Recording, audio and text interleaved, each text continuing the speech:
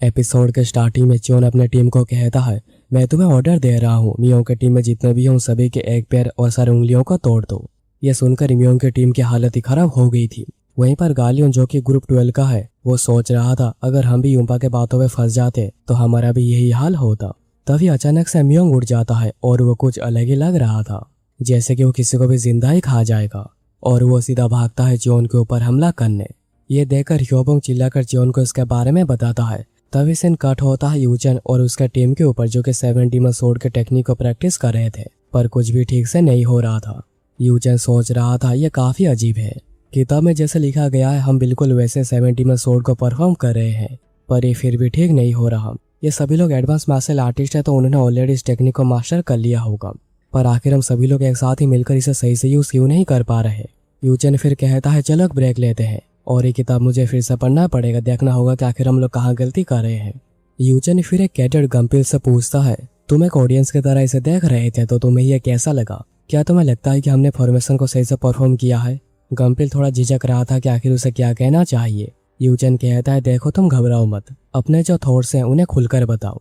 गंपिल कहता है देखकर ऐसा लग रहा था सभी टेक्निक को सेम टाइम पर यूज कर रहे हैं और मैं इसके बारे में ठीक से नहीं कह सकता, क्योंकि मैंने कभी इस टेक्निक को मेरे सामने प्रॉपर्ली परफॉर्म करता हुआ नहीं देखा है, पर मुझे ये ऐसा देखकर ठीक ठीक लगा।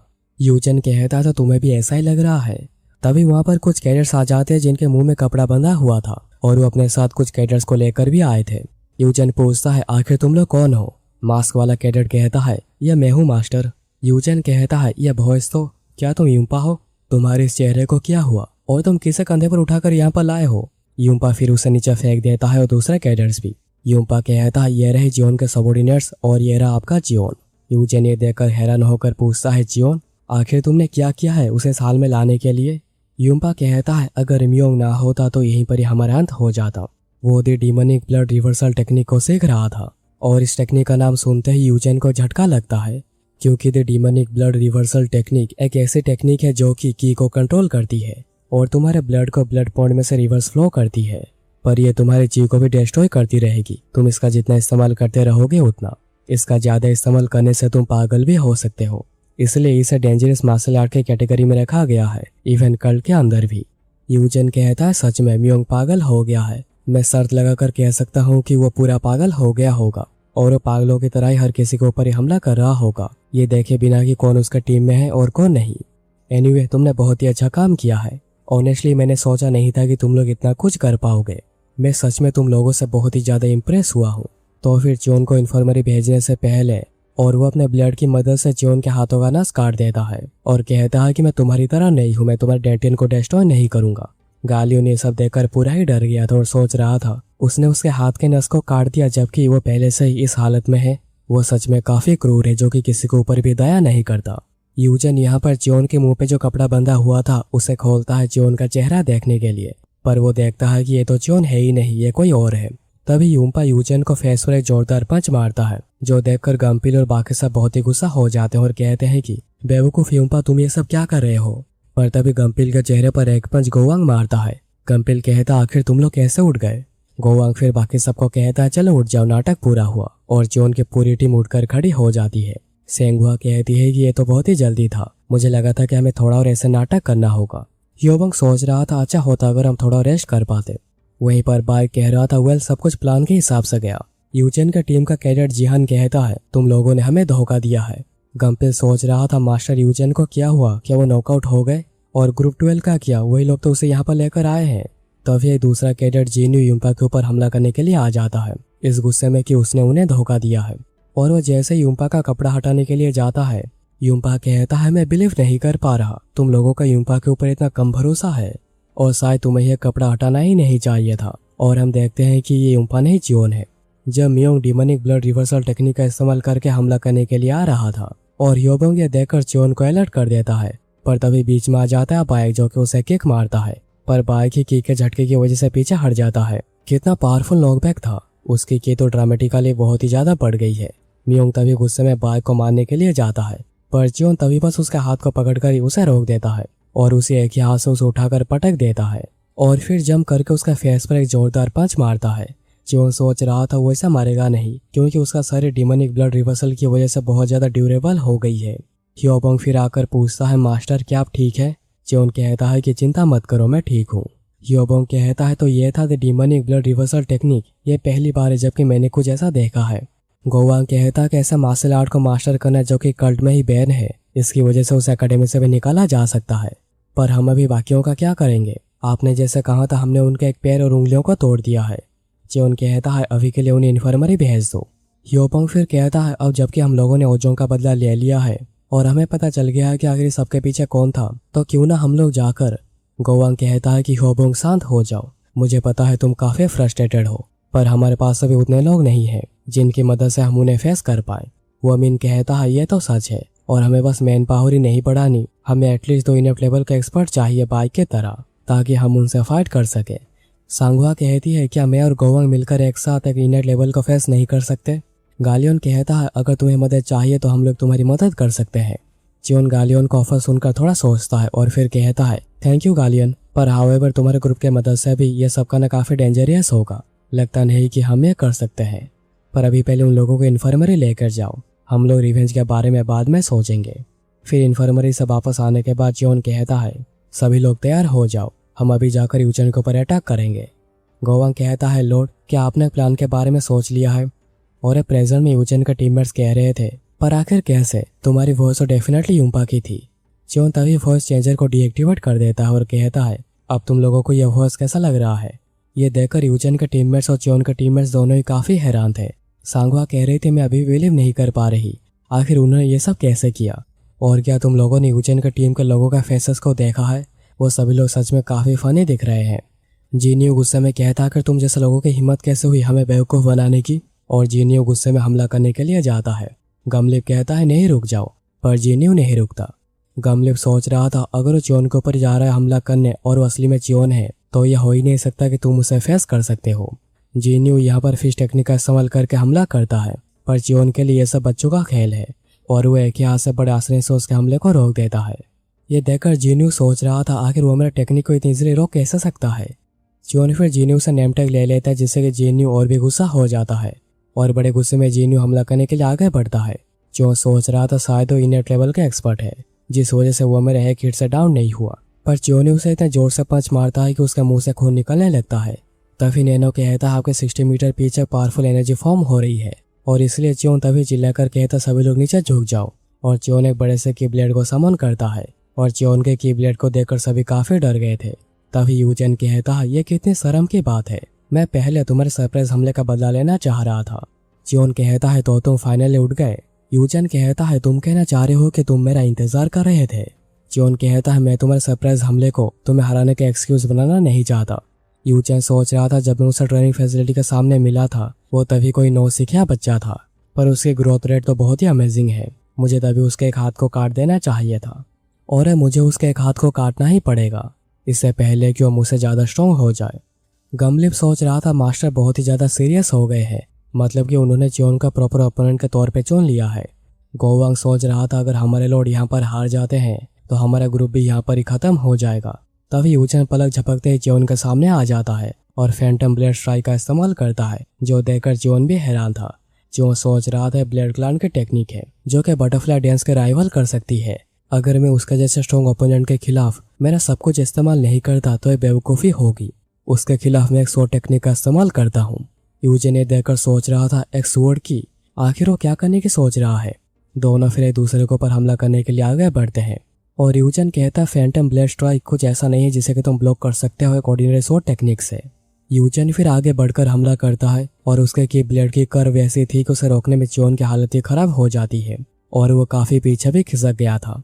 ये देखकर यूजन की टीम बहुत ही खुश हो जाती है, वहीं पर चियोन की टीम बहुत ही हैरान। चियोन सोच रहा था कि मुझे लगा था मैं उसका ब्लड मूवमेंट को नलिफाई कर सकता हूँ, पर उसने आखिर में मेरे ऊपर एक ऑड एंगल से हमला करा।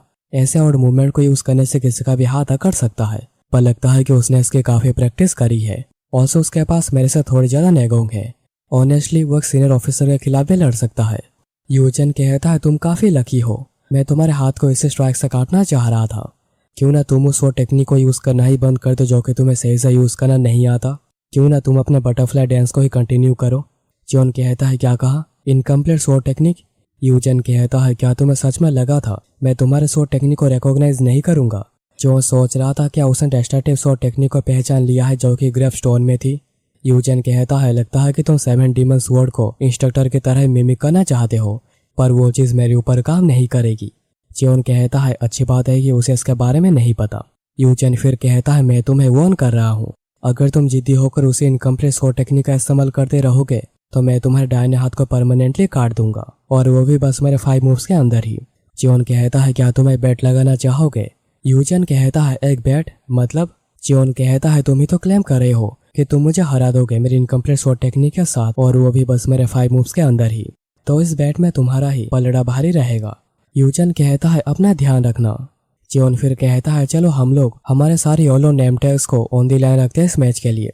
यूजन हंसने लगता है और कहता है तुम सच में काफी फनी लड़के हो, पर देखो तो मेरे पास 4 नेम टैग्स है, तो उसे एक फेयर डील बनाने के लिए अगर मैं जीत जाता हूँ तो मैं तुम्हारी टीम से बाइक को ले लूंगा।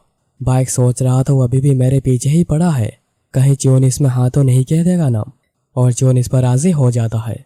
बाइक सोच रहा था चियोन मैं तुम्हारे ऊपर पूरा भरोसा तो कर सकता हूँ ना। यूजन कहता फाइनली यह हुई ना परफेक्ट बैट, चलो आओ जल्दी से मैच को शुरू करते हैं और मैं तुम्हें पहले हमला करने का मौका देता हूँ। चियोन फिर आगे बढ़ता है पहले हमला करने के लिए, और यूजन सोच रहा था तुम्हारी बेवकूफ़ी, तुम्हारी जिद तुम्हारा सब कुछ छीन लेगा। क्या तुम्हें पता भी होगा मैंने कितनी बार सीक्रेट बुक को पढ़ी 7 डीमन स्वॉर्ड को सीकर इंस्ट्रक्टर के खिलाफ लड़ने के लिए। मुझे पहले से ही इसके हर वीकनेस के बारे में पता है। और यूजन demonic Phantom blade for technique का इस्तेमाल करता है, पर वो चियोन के हमले के सामने टिक नहीं पाता। यूजन सोच रहा था ये क्या हो गया, क्या ये एक्चुअली थी 7 डीमन स्वॉर्ड टेक्निक ही थी। और फिर जैसे जैसे फाइट आगे बढ़ती रहती है चियोन के हमले को ब्लॉक करने यूजन के लिए और भी मुश्किल होता रहता है, और वो धीरे धीरे करके पिछड़ता जा रहा था। नहीं अगर ऐसा ही चलता रहा तो मैं।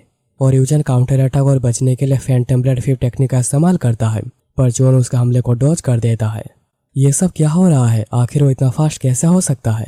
यूजन फिर जैसे जैसे आगे बढ़ता है चियोन के ऊपर हमला करने, वो आगे जाकर फंसता ही रहता है, और जब वो पूरा ही फंस जाता है और बाहर जाने का कोई रास्ता नहीं बचता, चियोन उसके ऊपर हमला कर देता है, जिससे कि यूजन बच नहीं पाता और उसका शरीर में बहुत सारे कट्स लग जाते हैं। पर अभी भी चियोन का आखिरी हमला बाकी था।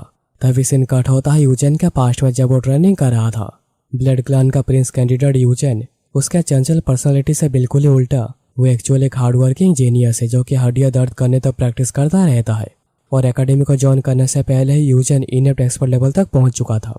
उसके निरंतर एफर्ट से उसे ट्रू एक्सपर्ट लेवल तक लेकर आए हैं, जो देखकर दूसरे कैडेट्स भी शौक में है। और जो सबॉर्डिनेट्स उसे फॉलो करते हैं उन्हें पता है और वो श्योर है कि यूजन ही सबसे बेस्ट चॉइस है अगले लॉर्ड बनने के लिए। और अब प्रेजेंट में चियोन के हमले की वजह से यूजन की हालत ही पूरी खराब हो गई थी और वो जमीन में बैठा हुआ था। चियोन कहता है तो ये बैट में ही जीता। यूजन का टीममेट्स बिलीव नहीं कर पा रहे थे कि यूजन हार गया है। मास्टर हार गए, पर ये कैसा हो सकता है, और वो भी बस एक ही टेक्निक की मदद से। और हम देखते हैं कि यूजन का दाहिना हाथ भी कट चुका है। चियोन फिर उसके गले में की ब्लेड को रखकर कहता है अगर तुमने एक और स्टेप भी आगे बढ़ाने की कोशिश करी तो मैं तुम्हारा दूसरा हाथ भी काट दूंगा। गम्पिल वहीं पर अपने दूसरे कैडेट्स को रोके हुआ था, नहीं तो उनका भी कुछ यही हाल होगा। यहाँ पर चियोन कहता है अब उन्हें मुझे हैंड ओवर करो जैसे कि तुमने प्रॉमिस किया था। यूजन कहता है आखिर तुमने ये सब कैसे किया। चियोन पूछता है तुम किसके बारे में बात कर रहे हो। यूजन कहता है आखिर तुम एक ऐसे टेक्निक को कैसे परफॉर्म कर सकते हो बस 7 स्वॉर्ड के साथ ही। चियोन कहता है बस 7 स्वॉर्ड, क्या तुम्हें ये सब देखकर ऐसा लगा? तुम तो जितने स्ट्रॉन्ग होने चाहिए उसके आसपास भी नहीं आते, तो तुमसे स्वॉर्ड टेक्निक्स के बारे में क्या डिस्कस करना। ये बात यूजन के दिल पे लग जाती है और वो सोच रहा था मैंने बहुत ही हार्ड वर्क करी है ताकि मैं भास्ट लॉर्ड बन पाऊँ। चियोन कहता है चलो नेम टैग यहाँ पर लाओ। यूजन कहता है चियोन ये मत समझो कि ये सब यहाँ पर ही खत्म हो गया है, और यूजन यहीं पर ही बेहोश हो जाता है। गमलिप सोच रहा था तुम बस वेट करो, हम लोग बदला लेकर ही रहेंगे। गमलिप उसके बाद नेम टैग्स को हैंड ओवर कर देता है और कहता है जैसे कि मास्टर यूजन ने कहा यह सब खत्म नहीं हुआ है। चियोन उसे गुस्से में एक पंच मारता है जिस वजह से उसके मुंह से खून निकलने लगता है। गमलिप कहता है हमने हमारा प्रॉमिस रखा है तो इस सब का आखिर क्या मतलब है। चियोन कहता है मुझे याद नहीं आ रहा कि मैंने कभी प्रॉमिस किया था कि नेम टैग को लेने के बाद मैं तुम लोगों को छोड़ दूंगा। मैंने यूजन से एक ग्रेट लेसन सीखी है, कभी लूज एंड मत छोड़ो। गमलिप कहता है इसका यह मतलब नहीं कि तुम अपने ओपोनेंट के साथ जो कि पहले ही हार गया है उसके साथ ये सब करोगे। चियोन उसे फिर बाएं हाथ से थप्पड़ मारता है और इससे गमलिप का भी खेल खत्म हो जाता है। चियोन कहता है अच्छा अगर तुम लोग करो तो सही और मैं करूं तो खराब, इतने नासमझ भी मत बनो। चियोन फिर अपने टीम को कहता है बाकी जितने भी यहाँ पर बचे हुए हैं उन्हें पकड़ो और उनके हाथ पैर तोड़ दो। और फिर जियोन की टीम बिल्कुल ऐसा ही करती है। जियोन फिर गालियोन के पास जाकर उसे नेम टैग्स दे देता है। गालियोन कहता है तुम हमें ये नेम टैग्स क्यों दे रहे हो? जियोन कहता है मेरे पास कोई रीजन नहीं है उन्हें मेरे पास रखने का। गालियन सोच रहा था ये जगह सर्वाइवल ऑफ द फिटेस्ट है, तो उसे ये सब हमें देना नहीं चाहिए था। ये लड़का सच में ग्रेट बनने के लिए ही पैदा हुआ है, और क्योंकि ये सब हो गया है हम लोग ब्लड क्लान के बैड साइड पर आ गए हैं। तो इस केस में क्या ये हमारे लिए अच्छा नहीं होगा अगर हम जियोन की मदद करते हैं वाइस लॉर्ड बनने में? इसलिए गालियन और उसके साथ जो 2 लोग थे दोनों झुक जाते हैं। जियोन कहता है तुम ये सब क्या कर रहे हो? गालियन कहता है हम आपसे एटर्नल लॉयल्टी का वादा करते हैं, प्लीज हम लोगों को आपके टीम में एक्सेप्ट कर लीजिए। बाइक सोच रहा था ये सब तो हमारे प्लान के हिसाब से ही जा रहा है। फिर हमें इन्फर्मरी में डॉक्टर म्यूंग को दिखाया जाता है जो कि बहुत ही खुश हो रहा था क्योंकि उसके पास इतने सारे पेशेंट्स एक साथ ही जो आ गए हैं। डॉक्टर म्यूंग सोच रहा था तुम्हारा शुक्रिया जियोन, तुम्हारा पनिशमेंट पूरा होते ही तुमने यहाँ पर बहुत सारे पेशेंट्स को भेज दिया। वहाँ पर जो इंस्ट्रक्टर थे वो देखकर सोच रहे थे वो लोगों की हालत में देखकर स्माइल कर रहा है, वो सच में काफी अजीब है। डॉक्टर म्यूंग कहता है तो चलो देखते हैं मैं पहले किसका ट्रीटमेंट करता हूँ। वहीं पर दूसरा इंस्ट्रक्टर कह रहा था ऐसा लग रहा है कि मैं उसे कल ही इन्फर्मरी लेकर आया था इंटरनल इंजरी की वजह से, किसे पता था वो वापस जाकर ऐसा मॉन्स्टर बन जाएगा। डॉक्टर म्यूंग कहता है हे तुम लोग, क्या तुम लोग बातें ना करके इसे पकड़ोगे? और वो जिसका ट्रीटमेंट कर रहे थे वो सोच रहा था आप हमारे एडमायरेशन है लॉर्ड, मैं आपको आखिर तक फॉलो करता रहूंगा। फिर हमें डायरेक्टर ऑफिस में ल्यूहा को दिखाया जाता है जो कि बहुत ही चिंता में थे क्योंकि उसके सामने अभी म्यूंग पड़ा हुआ है। ल्यूहा कहता है अनडाउटेडली ये the demonic blood reversal technique है। ल्यूहा फिर उसे पकड़कर उसके अंदर नेगो ट्रांसफर करता है जिस वजह से म्यूंग को होश आ जाता है। ल्यूहा कहता है लगता है तुम्हें फाइनली होश आ गया। म्यूंग कहता है डायरेक्टर आखिर मैं यहाँ पर कैसे पहुंचा? मुझे पता है मैं जियोन के साथ ही फाइट कर रहा था। ल्यूहा कहता है मुझे तुमसे सवाल पूछना है और तुम मुझे सवाल पूछे जा रहे हो। आखिर तुम्हें कैसे पता है डीमोनिक ब्लड रिवर्सल टेक्निक को कैसे यूज करते हैं? ये सुनकर म्यूंग पूरा घबरा जाता है और कहता है मुझे पता नहीं कि आप किसके बारे में बात कर रहे हैं। ल्यूहा उसे सबक सिखाने के लिए नेगों की मदद से उठा लेते हैं जिससे कि म्यूंग डर के मारे कहता है सर आखिर आप मेरे साथ ये सब क्यों कर रहे हैं? ल्यूहा गुस्से में उसके एक हाथ को मोड़ देता है और कहता है मैंने मेरे ऑरा की मदद से यहाँ के साउंड को बाहर जाने से ब्लॉक कर दिया है, तो तुम्हारी चीख बाहर किसी को भी सुनाई नहीं देगी। तुम्हारा नाम हाइल म्योंग, तुम सोर्ड वॉरियर क्लान से हो जो कि एक मिड साइज का क्लान है। ऑफिशियल ये किसी दूसरे क्लान से जुड़ा नहीं हुआ है और यही मैक्सिमम जानकारी है जो कि तुमने हमें दिया है। तुम्हें लगा कि तुम सीक्रेट्स को छुपाने में माहिर हो। तुमने जिस तरह डीमोनिक ब्लड टेक्निक को मास्टर किया है, जो टेक्निक दशकों पहले खो गई थी, उसको तुमने 17 साल में ही सीख लिया है। अब तो तुम्हारा पूरा क्लान इस सस्पिशन के अंदर है। क्या तुम्हें कोई फर्क नहीं पड़ता अगर तुम्हारी क्लान खत्म हो जाती है? ल्यूहा फिर उसके दूसरे पैर को मोड़ देता है और कहता है और उसे गला दबा कर कहता है लगता है तुमने कल्ट के लेफ्ट गार्डियन की इन्फॉर्मेशन नेटवर्क को कम समझ लिया था। क्या तुम्हें लगा कि मुझे कुछ भी पता नहीं चलेगा कि स्वॉर्ड वॉरियर क्लान तो शैडो क्लान में से एक है जो कि स्वॉर्ड क्लान का सीक्रेट ऑर्गेनाइजेशन है? तभी अचानक से म्योंग के मुंह से खून निकलने लगता है। ल्यूहा इसके लिए उसके मुंह को खोलता है चेक करने के लिए, तो वो देखता है कि म्योंग ने अपने जीभ को काट कर खा लिया है। मैंने कभी ये सब एक्सपेक्ट ही नहीं किया था। इसने बस अपने जीभ को काट कर खाया ही नहीं, अपने की फ्लो को भी रिवर्स कर दी और मैं कोशिश करके भी उसके की को शांत नहीं कर पा रहा, तो वो सभी इतनी जल्दी पकड़ में आना नहीं चाहते। म्योंग सोच रहा था उस क्लान के लिए कुत्ते की तरह मरना, और म्योंग अपना दम तोड़ देता है। शाम को 6 बजे कैफेटेरिया के सामने जियोन के पहुंचते ही वहां पर कैरियर्स की भीड़ लग जाती है और सभी यहाँ पर जियोन से बात करने आए थे। सभी में बहस हो रही थी कि आखिर कौन पहले जियोन से बात करेगा। ह्योबोंग सभी को ही कंट्रोल करने की कोशिश कर रहा था पर उसके लिए कंट्रोल कर पाना बहुत ही मुश्किल हो रहा था। इसलिए ह्योबोंग चिल्लाकर कहता है आखिर तुम लोगों की हिम्मत कैसे हुई ऐसे झगड़ा करके मेरे लॉर्ड से बात करने की? अगर तुम लोगों को मेरे लॉर्ड से मिलना है, बात करना है, तो जो यहाँ पर पहले आया था उस हिसाब से लाइन बनाओ। गोवांग और वोमी ने देखकर सोच रहे थे जैसे कि ह्योबोंग से एक्सपेक्ट किया जा सकता है, उसे ऐसा काम करना बहुत ही पसंद है। गोवांग वहीं पर सोच रहा था जितना सोचा था र्यूमर उससे कुछ ज्यादा जल्दी फैल गया। आई गेस कुछ ऐसा ही होना था। लॉर्ड ने बस होजिन को ही हराया नहीं बल्कि यूजेन को नॉकआउट कर दिया है। अब हमारे लॉर्ड भी वाइस लॉर्ड के कैंडिडेट के तौर पर सबके सामने आ चुके हैं और लोग उन्हें डार्क क्लान के म्यून से कंपेयर कर रहे हैं। जियोन सोच रहा था ये तो बहुत सारे हैं, उन सभी को सुनने में बहुत समय लग जाएगा, पर जियोन उन सभी की बात अच्छे से सुनता है जिस वजह से रात हो जाती है। और सबकी बातें सुनने के बाद जियोन कहता है मैं आप सभी का शुक्रिया अदा करना चाहता हूँ कि आप मेरे ग्रुप को ज्वाइन करना चाहते हैं, पर मैं भी आप लोगों को कुछ कहना चाहता हूँ। मैं ऐसे लोगों के तलाश में हूँ जो कि मेरे साथ मेरे जर्नी में शामिल होंगे, ना कि बस टेस्ट में, जो कि मेरे कॉमरेड्स बनेंगे, मेरे सबऑर्डिनेट्स बनेंगे और हमेशा ही एक साथ मिलकर काम करेंगे और हम सभी लोग मिलकर एक नए हेवनली डीमोनिक कल्ट की स्थापना करेंगे। ये कठिन रास्ता जरूर है, पर जो भी मेरे साथ है और होंगे मैं उनका साथ कभी नहीं छोड़ूंगा। और अगर आपका कोई इरादा नहीं है मेरी जर्नी में शामिल होने का, तो मैं विद ड्यू रिस्पेक्ट आपका एप्लीकेशन खारिज करता हूँ। गोवांग सोच रहा था मेरे लॉर्ड अभी पहले से बहुत ज़्यादा समझदार और थॉटफुल हो गए हैं। पहली बार उन्होंने कहा था कि वो सिक्स क्लान्स का फाउंडेशन को चेंज कर देंगे, जो सुनकर सभी को लगा कि लॉर्ड सिक्स क्लान्स के अगेंस्ट दुश्मनी कर रहे हैं। इसलिए इस बार उन्होंने कहा कि वो हेवनली डीमनिक कल्ट को चेंज करना चाहते हैं। इससे कैडर्स को डर नहीं लगेगा हमारे लॉर्ड वाइस लॉर्ड बनने के काबिल है। पर उन्हें आज भी कोई मेन क्लान बैक नहीं करती। मैं सोच रहा हूँ आखिर कितने ही लोग होंगे जो कि उनका सच में साथ देंगे। फिर एक कैडेट कहता है मुझे माफ कर दीजिए, मैं ज्वाइन नहीं कर सकता क्योंकि मेरी क्लान साउंड क्लान को सर्व करती है। और ऐसे करके बहुत से कैडेट्स वापस चले जाते हैं। गोवांग सोच रहा था लगा ही था कुछ ऐसा होगा। ये काफी शर्म की बात है, पर इसमें उनकी कोई गलती नहीं। पर फिर भी बहुत से कैडेट्स अभी भी रुके हुए हैं। और उनमें से एक कैडेट कहता है मास्टर के बातों को सुनने के बाद भले ही मेरे पास स्किल्स कम है, पर मैं आपको आपके जर्नी में साथ देना चाहता हूँ। और जितने भी कैडेट्स अभी भी खड़े हुए तो सभी कहते हैं कि हमें एक्सेप्ट कर लीजिए। तभी एक कैडेट कहता है मास्टर जियोन, मैं आपके साथ अलग में थोड़ी बातें करना चाहता हूँ। गोवांग और वोमिन सोच रहे थे कि कैडेट तो कहीं देखा देखा लग रहा है, और उन्हें याद आ जाता है कि इसका नाम है मोनग्यू।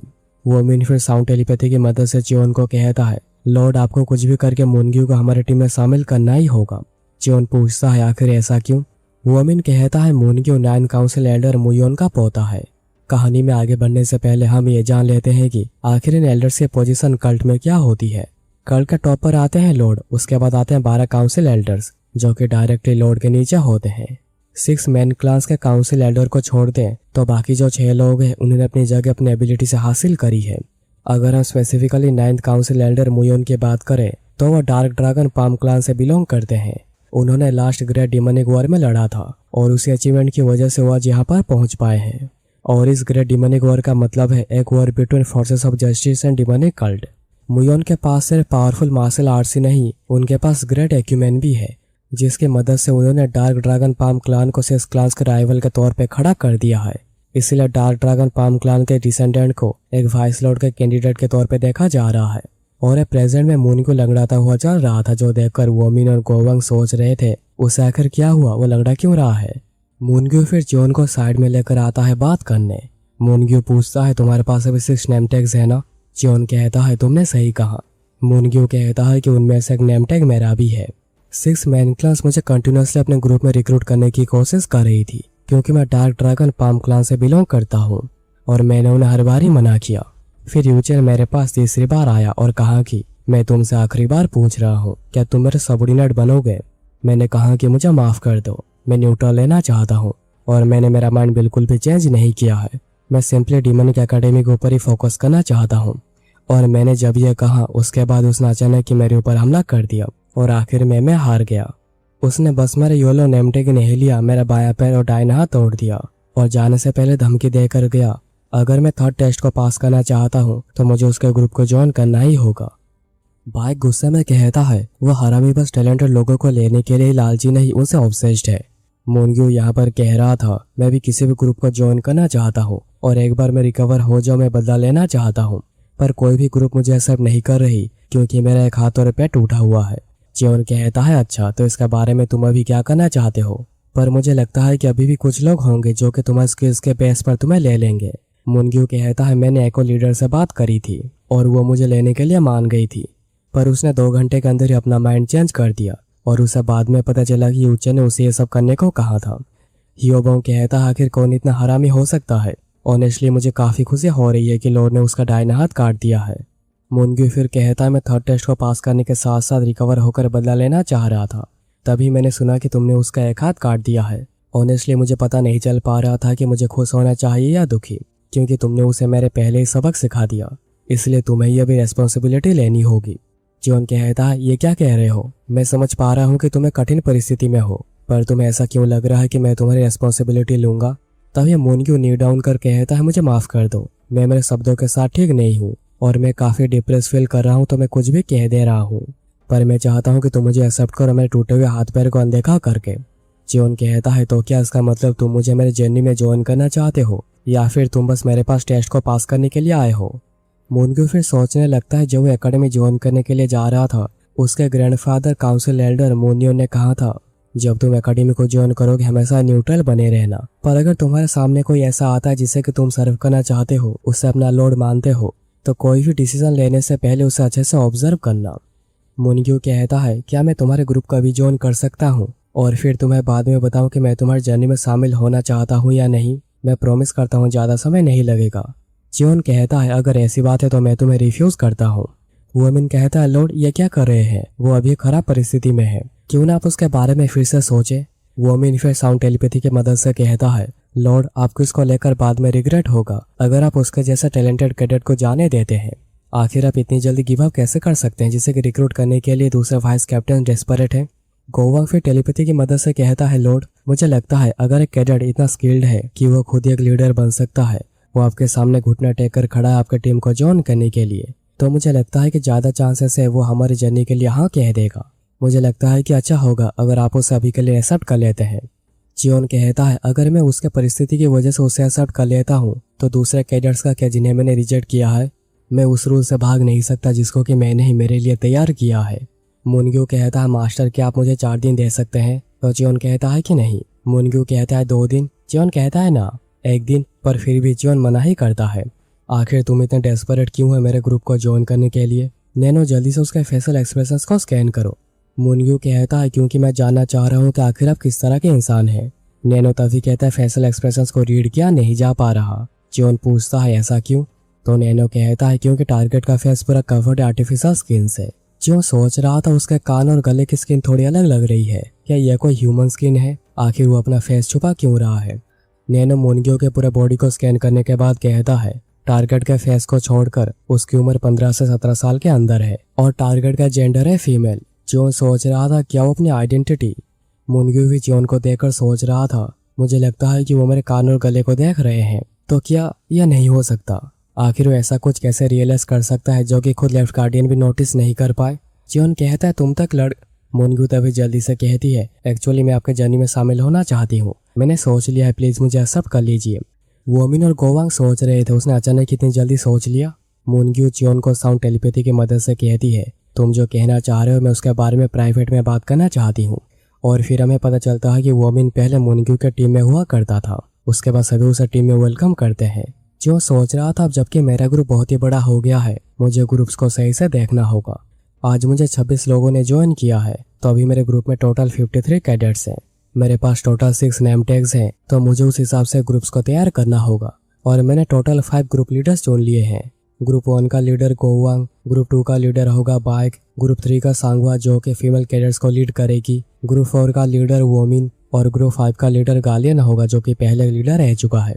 और अब एकेडमी में जियोन के पास सबसे बड़ी टीम है। फिर सीन कट होता है रात को 8 बजे ट्रेनिंग फैसिलिटी के पीछे। जियोन और मुनग्यू दोनों यहाँ पर आए थे बात करने। मुनग्यू फिर पूरी बात बताना शुरू करती है। जियोन कहता है क्या ये तुम्हारे जुड़ो भाई का चेहरा है। मुनग्यू कहती है कि तुमने सही कहा, मेरे जन्म से पहले मेरे फादर को एक मिशन में भेजा गया था जिसमें फोर्सेस ऑफ इविल ने छुपकर मेरे फादर को मार दिया और इस शौक की वजह से मेरी मदर मेरे भाई को जन्म देते हुए गुजर गई। मेरा भाई जिसका जन्म देने से पहले ही मदर गुजर गई थी, जिसकी वजह से उसका जन्म हुआ एक डिसेबिलिटी के साथ। इस सबसे मेरे ग्रैंडफादर को भी बहुत शौक लगा था, पर उन्होंने ये बात पूरी दुनिया से छुपाई। जियोन कहता है तुम एक जीनियस टैलेंटेड मार्शल आर्टिस्ट हो, तो तुम्हारा यह सच कभी ना कभी सबके सामने आ जाएगा, तो फिर आखिर सच को छुपाने का क्या फायदा। मुनग्यू कहती है क्योंकि 6 man clan dark dragon palm clan को उनके अधीन करना चाहती है और वो ये किसी भी हाल में करना चाहते हैं। वो लोग कंटिन्यूसली मैच मेकर भेजते ही रहते हैं ताकि क्लास के बीच में रिलेशन तैयार हो जाए। तो अगर उन्हें हमारे सिचुएशन के बारे में एकेडमी को ज्वाइन करने से पहले ही पता चल जाता तो तुम्हें पता होगा कि क्या क्या हो सकता था। जो सोच रहा था अच्छा तो ये बात है, और मैंने सुना था कि traditionally dark dragon palm clan का लीडर हमेशा ही एक आदमी होता है।